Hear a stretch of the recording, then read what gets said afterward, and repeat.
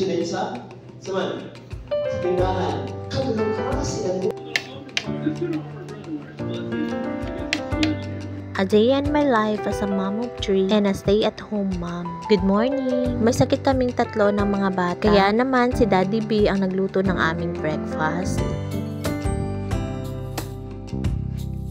Kaming mga bata lang naiwan dito ngayon sa bahay. Nag-request naman yung mga bata na gusto nilang kumain ng Jollibee. So that I decided na mag-order na lang through Food Panda. Mas convenient na ito sa amin at less hassle na din. Within 25 minutes ay dumating na din yung order namin. I ordered chicken and spaghetti for Brian, burger steak, fries, and burger na rin sa amin ni Andrea. Kulang nga ng isang soft drink itong in-order namin mga mare. Feel ko nakalimutan talaga ng crew. After kumain, wala talaga akong ginawa pang iba mga mare, nakahilata lang talaga ako maghapon. Gusto kong sanang umalis at pumunta ng laboratory dahil gusto kong ipalaboratory yung dugo ni Andrea. Siya kasi ang unang nagkasakit sa amin mga mare at hanggang ngayon ay nagkakasakit pa rin. Pabalik-balik kasi yung lagnat niya mga mare at medyo kinakabahan na din ako dahil baka umabot pa sa dengue. Pero this time, pag monitor ko ng kanyang temperature, at least bumaba na rin agad. At yung pinoproblema ko na lang talaga yung isipon at saka yung ubo niya. Ganun din ito si Bryce mga mare, meron ding sakit, merong lagnat, sipon at saka ubo. Ganun pa man, napaka-hyper pa rin ng bata. Tatanungin mo talaga yung mga bata mga mare kung anong gusto nilang kainin. Ako, Jollibee talaga ang isasagot. Pagkain dito sa bahay mga mare, parang walang mga gana. Pero kung Jollibee yung ihahain mo, naku, ubus na ubus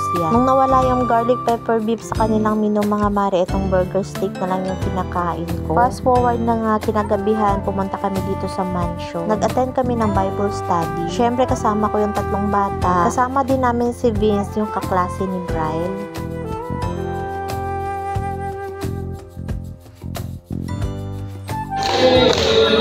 Happy birthday, happy birthday, happy birthday. May the Lord God bless you. May the Lord God bless you.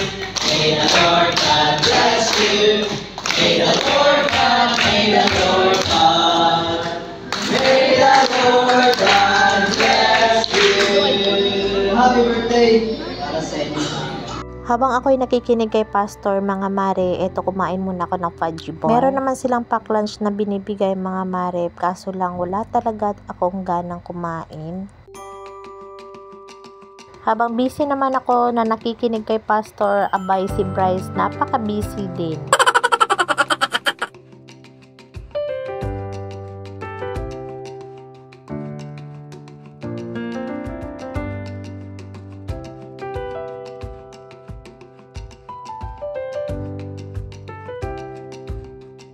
After namin mag-Bible study, nag-stop over muna kami sa Iloilo Arroz Caldo. Gusto ko talaga kasing humigop ng sabaw mga mare dahil masama talaga yung pakiramdam ko. Pero tinake out ko lang yun dahil dumaan muna kami dito sa Rojan Pharmacy, bumili ng mga gamot at yung mga kulang doon sa bahay. Number 10.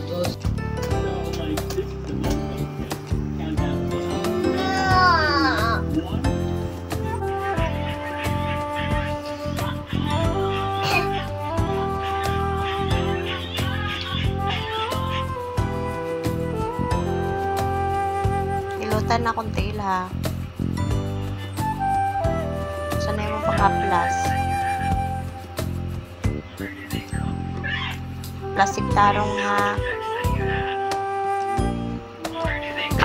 Ininit ko na yung arroz caldo. Meron siyang chicken at saka isang egg. Mas masarap kasing kainin kung mainit pa. Syempre gusto din ni Bryce kumain.